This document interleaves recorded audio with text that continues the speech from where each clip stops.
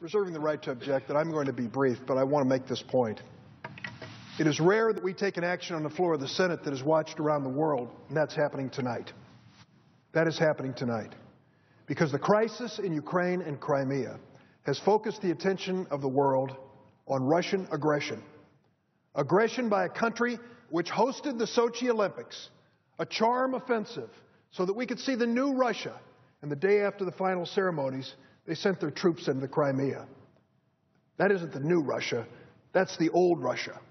It's a Russia that many of us are familiar with.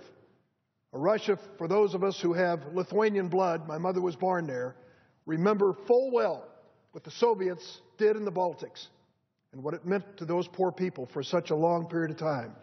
We remember, and we know that the ambitions of Vladimir Putin will only be stopped with the resolve of the West.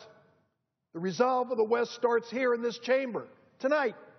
An opportunity for members on both sides of the aisle to stand up and to approve the measure which passed the Senate Foreign Relations Committee yesterday 14-4 with the great leadership of Senator Menendez of New Jersey, Senator Corker of Tennessee. A bipartisan effort to say that what the Russians have done is wrong, that if they continue this course, we will initiate political and economic sanctions, and that we will join the international community in strengthening the Ukrainian economy so that it can prosper and embrace democracy and the Western vision which we treasure. That's what's at stake with this request this evening. And to hear people say, well, let's not do it because we really should debate the future of the IMF. For goodness sakes, can't we save that for another day? For the people in Ukraine, for those in America of Ukrainian descent who have family in Ukraine, can't we say we'll save to another day the debate on the IMF? And others have suggested that there's another course of action here.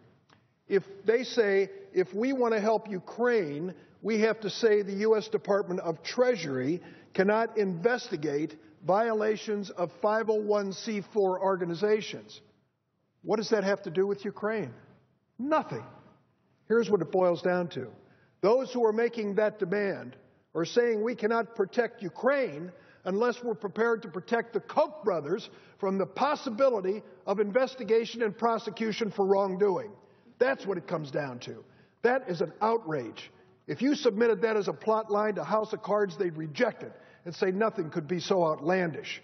But we've heard it, not once, but many times.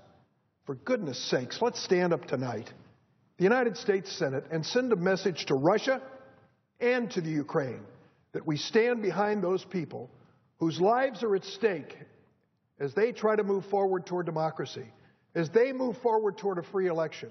Let's stand behind them tonight and not hide behind some procedural effort. I will not object to this measure, and I hope that the unanimous consent request is agreed to.